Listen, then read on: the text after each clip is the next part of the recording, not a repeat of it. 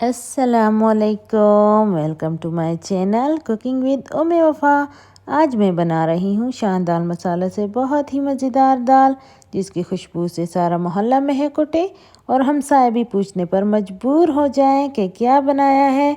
शान दाल मसाला से ऐसी दाल बनाई है जिसके सामने सब चिकन मटन दलीम का ना भूल जाएंगे और यही दाल खाएंगे। तो चलिए वीडियो स्टार्ट करते हैं। अच्छी लगे तो सब्सक्राइब कीजिए, लाइक कीजिए। Thank you.